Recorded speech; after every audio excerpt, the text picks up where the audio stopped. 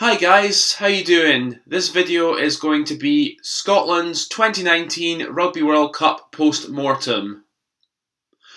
I'm going to talk about how I think our World Cup went, the good things, the bad things, the disappointment in that we're going home earlier than I hoped we would, and also I'm going to talk about the future of Scottish rugby and the Scottish national team in general and what I think there.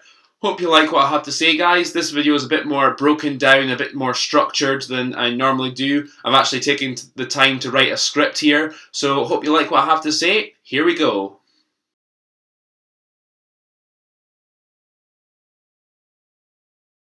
Let's talk about the good things. The first good thing is we kept 2 clean sheets in a row after our humbling against Ireland. We kept clean sheets against Russia and Samoa, which is always good and a good record to have, even though I've got my thoughts on Matt Taylor as a defence coach overall, and I'll get to that shortly. I thought our back row of Bradbury, Ritchie and Blade Thompson looked very good together against Samoa and against Japan, I have to say. They looked like a good unit and could be effective for us going forward, possibly. I will say, though, I think Hamish Watson is still definitely ahead of Jamie Ritchie. But Jamie Ritchie has done his case no harm. He's done very well this year. He's definitely been one of our better players in 2019. Magnus Bradbury looks like a very fine back row player, not just as a ball carrier, but his work rate around the pitches look good. And Blade Thompson looks very good as well, and he looks like he's stepped up to international rugby really well. Other positives, I think George Horne had a very good impact in the games he played. I think he's definitely a candidate now to be the first choice scrum half going forward. Other positives, I have to say, I think there were some other good prospects coming through, likes of Scott Cummings and Adam Hastings stepped up well in the times they played in the team, and I think they will have bright futures going forwards. And also, another positive definitely would be our fighting spirit against Japan. Even though it was disappointing, it took us till we're 28-7 down before we actually started showing it and showing what we're really capable of. Even though we lost the game, I think we can take some encouragements from that last half hour against Japan in terms of the spirit we played it, and we actually tried to get back into the game and make a game of it, even though we gave ourselves a wee bit too much to do and came short.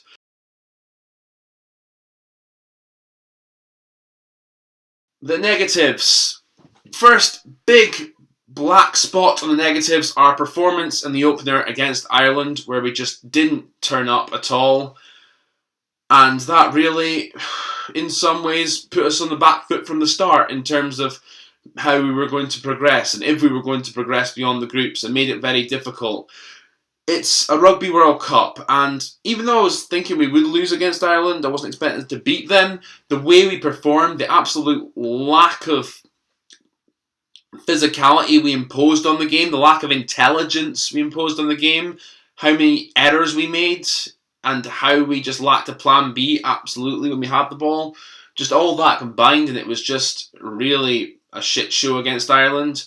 And other negatives, I think, is more or less everything else. Just really, again, under pressure, we just show such a lack of intelligence, which I've seen, to be honest, since Gregor Townsend took over, I have to say. I mean, when it's a tight game, like last year against South Africa, when it was 23-20, we had a penalty shot to square the game up, and we went for the corner, and we should have levelled things up at that point. And also against Wales in the Six Nations, we were very much in the game, and then just, slowing the game down, sloppiness, lack of intelligence to do the right thing to get ourselves on the front foot in that match cost us as well. And also a lack of patience in possession as well. We seem to just want to play this fast-paced, broken game, but don't seem to all the time want to go through the phases or appreciate that you have to just be patient with the ball in hand sometimes, and we either just dropped it, tried to go for something fancy and it didn't always come off, or we just kicked it away. And that didn't help as well. And also there were some players I thought didn't look all that sharp for large parts of the tournament. I thought Stuart Hogg, actually, he looked like he's... No, he don't look like, sorry. He's got a strapping on his knee, and that seemed to affect him because he looked, I have to say, slower than he normally did with his step, because normally he's very quick off the mark with his initial step, and I thought for a lot of the tournament he looked slower than he normally is.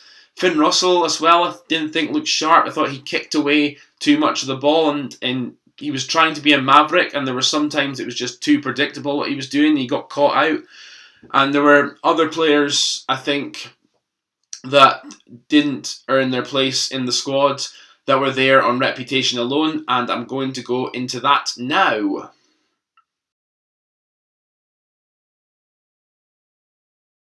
The selections at centre were a big talking point before the tournament, with the likes of Hugh Jones and Rory Hutchison being excluded, despite Rory Hutchison playing very well in the warm-up games, and I think did enough to earn his spot on the bench. But you also have to look at the players that were replaced them with. You look at them, you got Duncan Taylor, who had barely played rugby in 2 years, and in some ways, when you watched him play this tournament, you could tell that. He just didn't look the player he used to be about 3 years ago. And also, Peter Horne just looked to me like, I think his time in the Scotland shirt is almost over, pretty much, because he just didn't look good to me when he played. He looked like a headless chicken sometimes, and to be fair, I think he's been mostly that for about over a year. I just haven't called him out on it as much as other folk possibly have. And then you've got Chris Harris. I mean, honestly, what is Gregor Townsend's love affair with Chris Harris? I mean, you look at the stuff he does, and okay, he can break the game line sometimes. He's got a bit of a step on him. He can make his tackles, but what does he do that the likes of Hugh Jones or Rory Hutchison or even Mark Bennett, who's playing okay for Edinburgh at the minute, what does he do differently or better than any of those players? I don't really see it, and I honestly thought this tournament he looked better when he was put out to the wing against Japan. He looked like he was doing more, and I just don't get what Gregor Townsend's love affair is with him, other than he can play both at centre and the wing and is a bit versatile.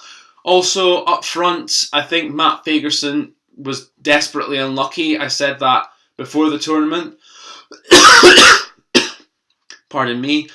And I think he definitely deserved to go over either John Barclay or Ryan Wilson. John Barclay doesn't look the same player he was before his injury. Let's be honest, he looked so far off the pace compared to what we've seen of him in the past. He used to be a very good flanker. Now he's just sort of average, really. And Ryan Wilson, again, he just... I still don't get what he brings on the pitch, other than occasionally being a bit of a grunt and being a little bit nasty up front. But again, even that, he's inconsistent there. And he has massive moments in games where he just goes missing and doesn't contribute much at all. Magnus Bradbury certainly should have been in the initial squad. He was only called in because of the injury to Hamish Watson. Obviously, it was disappointing we lost Sam Skinner to injury as we did, because I think he would have been a fairly important player for us. I think Gary Graham, actually, I'll be honest and say, I probably would have taken Gary Graham over Ryan Wilson or John Barclay, judging how both of them played this tournament. Richie Gray obviously not in the squad, deciding for personal reasons. I think that was a bit of a blow. We missed a player of his ability up in the second row. I think we need a bit more grunt there. I think Johnny Gray produced that at times, but again, Johnny Gray's one of these players. He works hard and he tackles a lot, but I don't think he's as nasty and mean as a second row should be, in my opinion. Players like Alan Jones or Maro Itoje, those players are great players, but they have that sort of bastard nasty streak to them, I've said before, and I don't know if Johnny Gray has that, or he doesn't show it consistently enough, definitely. Our problems at loosehead prop are just such a gaping hole there, because we had Alan Dell and Gordon Reid. Gordon Reid, who was released by London Irish last season, Alan Dell, who is not Edinburgh's first choice loosehead prop. And that's a big problem for us, because both Glasgow and Edinburgh, their first choice loosehead props are not Scottish, so that's something that definitely needs to be addressed. Obviously, selection in some of the games. The Ireland game, I think we got it wrong, of course, and Greg Laidlaw still keeps getting picked, even though this game Gregor Townsend wants us to play doesn't suit a player like Greg Laidlaw.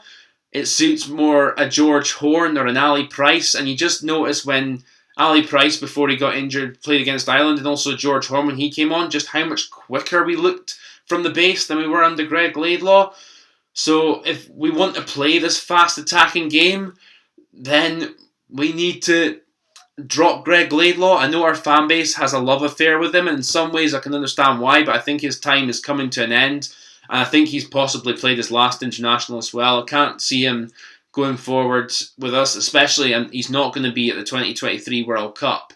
So we need to look into that there, and hopefully it's George Horn who's our first choice 9 going forward, with Ali Price as a backup to him. But we'll see what happens there. Our tactics, we looked too predictable. In trying to be unpredictable, we became very predictable in a lot of our facets of our game. And as I said before, when we went through the phases, we seemed to lose patience and either drop the ball or kick the way too much under pressure. We're too inconsistent in our structure and our discipline when we don't have the ball, especially against Tier 1 teams like Ireland and Japan. They exploited those inconsistencies brilliantly, and there was patches of that were there in the other 2 games as well, but we got away with it a bit against Samoa and Russia. I don't know, I mean, little things. You look at Darcy Graham against Japan when the rest of the defence was drifting across, and that's all he had to do. He had to drift across and he would have got the Japanese winger, and instead he just seemed to fly up out the line and leave the massive space out wide for the Japanese winger to exploit. Against Ireland, we were all over the shop. Physically, we were poor, as I said, and we just really were just poor, and that's just all I can say about that one, really. Something where we just look like at times we have structure in defence, other times it just seems to go pear-shaped and we don't have it, and that's something that definitely needs fixed. That's something I'm going to cover in the next section of this video. The coaching staff. This World Cup has to be seen as a failure because it's the second time in our Rugby World Cup history we've failed to reach the knockout stages, and that is simply not good enough.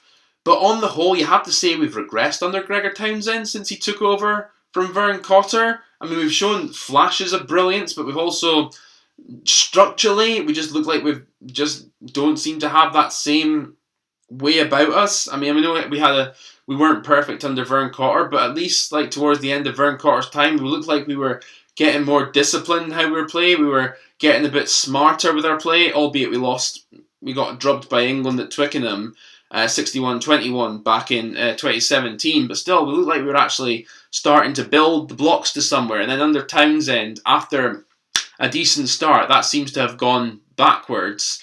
Going on to our defence, which I was talking about earlier, Matt Taylor is one of the coaches who certainly has to be shown the door. He's had 7 years as defence coach, and in those 7 years, we've conceded 203 tries. The previous 7 years, before he became head coach, we conceded 135 tries, which to me should tell you all you need to know. And we've seen drubbing defeats by Wales, England, Ireland, France, all in that time. I think it's just telling, like, Matt Taylor needs to go. I'd replace Danny Wilson as well, definitely as forwards coach, because it was a big blow losing Dan McFarlane to Ulster when we did, because I thought he was doing all right with the forwards, but Danny Wilson, since he came in, he hasn't really added anything, and I think his time should be up, and we need a better forwards coach, in my opinion. Gregor Townsend, I want our coach to be Scottish, but if you've failed like this, then I'm afraid it's a professional game and you've got to face the music, I think. We need something new. We need something that shows that we want to be competitive at the top, that we want to seriously be challenging for tournaments. Not saying we can win them, of course not. I think overall our rugby's still quite a way short of that, but the group of players we have in the national team, I think, at least competing in the top would be realistic. And again, if you don't get past the group in the World Cup and you're as inconsistent as we are, then you can't say that we're being competitive at the top at all, can you? I'd be okay in keeping Mike Blair as skills coach, actually, and I'd also be okay with Jim Malander keeping his job as director of rugby or performance director or whatever his title is, because he's just come on to the job fairly recently, so I'd give him time, definitely. In terms of coaches for the future, who would replace Gregor Townsend? No certainty. As I said in my last video, I think this might sound like a pipe dream. I think they should go for Scott Robertson of the Crusaders, considering the great work he's done there. Will that happen? Probably not, but I can dream. I'd like to see the SRU at least try and bend over backwards and say to Scott Robertson, look, we want you as our head coach. This is what we're going to offer. And if he says no, that's absolutely fine. That's his decision. But if we're not going to try, or we're not going to be prepared to try and pay him out his contract, then that says a lot about the SRU to me. I don't see why we can't go for a very good coach, because we went for Vern Cotter when he was at Clermont, and that was at the time a pretty big coup for us at the time. So I think if we can try similar again, I would have said Dave Rennie might have been an option, but I'm gathering he's possibly on his way back to New Zealand at the end of this season, after this season with Glasgow. I think Johan Ackermann actually wouldn't be a bad option.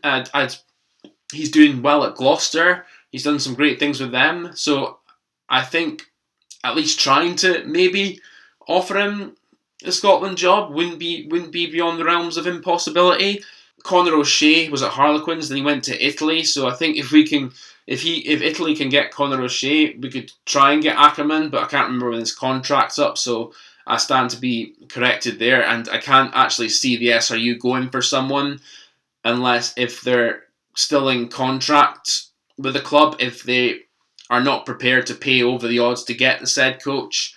I can't see that happening. And Richard Cockrell, of course, is a possibility. He's done all right with Edinburgh, but I don't know if I'd want him as Scotland head coach, because there's still some things I'm a bit so-so with Cockrell on.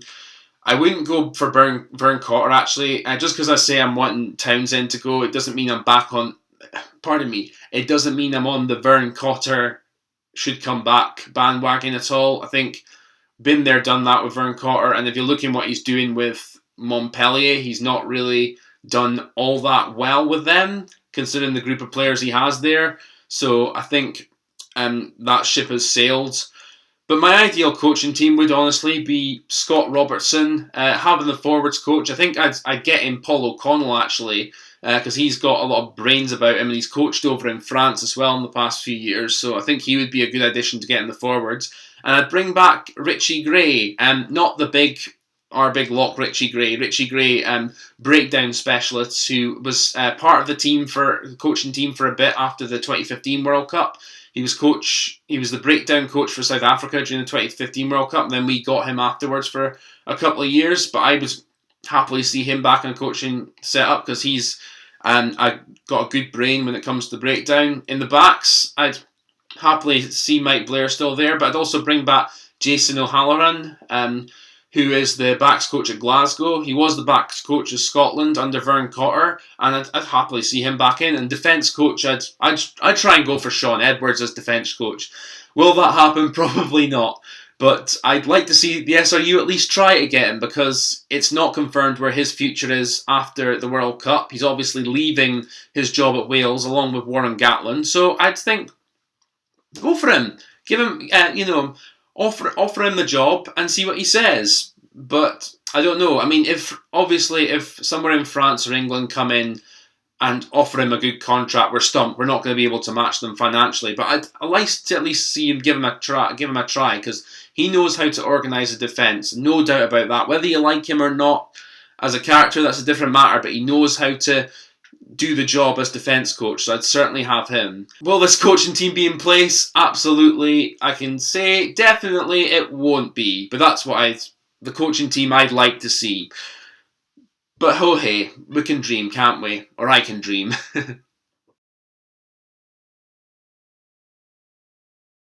Going forward, as well as getting a new coach, I'd also actually keep Stuart McInally as captain, even though he didn't play his best this World Cup. I think he could be a good leader for us going forward, and certainly has it in him to make it to the 2023 World Cup. And hopefully there's a few more step up around him then.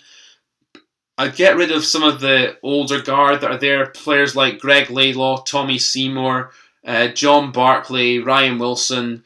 Those players have had their day. I think we could still get another year or two out of players like Willem Nel and Duncan Taylor and Sean Maitland, but none of them will be at the 2023 World Cup. There are some players also I'm not sure are good enough, like Chris Harris and Peter Horn. As I said, I just don't think they're good enough for the standard we want to reach. So I'd happily see them out, at least in the near future, unless they become top quality players, which I personally can't see happening. But like I said, I think the days of the players I've mentioned, Laidlaw, Seymour, Barkley, Wilson, I think they're past their best, and their days are definitely numbered. I can't see Greg Laidlaw and John Barkley in particular. I can't see them playing the Six Nations in 2020. Other than that, I think we have actually got a pretty good team in terms of age. I'd hope Richie Gray, our lock Richie Gray, would come back for the 2026 Nations, because I think he's still got enough years in him to form a good partnership with his brother Johnny. I think Scott Cummings definitely, as I said, could push for the starting berth in second row alongside either Richie or Johnny Gray. I think we've also got good options in the back row, as I've said before. I definitely think Magnus Bradbury has a big future. I think Hamish Watson is still to come back. He'll be our first choice 7 going forward. Blade Thompson looks a very good player. And we've got other prospects too. I mean, Matt Fagerson looks like he's going to be a really good player going forward. Jamie Ritchie, as I said, very, very able, standing for Hamish Watson in the back row. Like I said, back row where it looked like we could be good. And there's a few youngsters also coming through for both Glasgow and Edinburgh there who could have bright futures as well. And we've still got Sam Skinner to come back from injury. So overall, I think the back row looking good. Options in the back line looking good as well. Definitely, I think our future wingers going forward could be Darcy Graham and Blair Kinghorn, which would be very exciting to watch. Centre partnerships.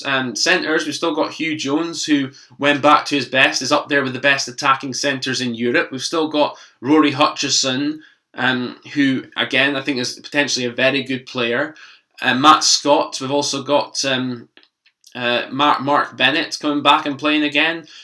So we've got options at centre, definitely. I think, and also Stafford McDowell as well, and Kyle Stain. I think they're going to be big futures for us when they get their chance, and they're doing all right at Glasgow right now. So yeah, I think the main position we're lacking quality and strength and depth in is mainly just loosehead prop, I have to say.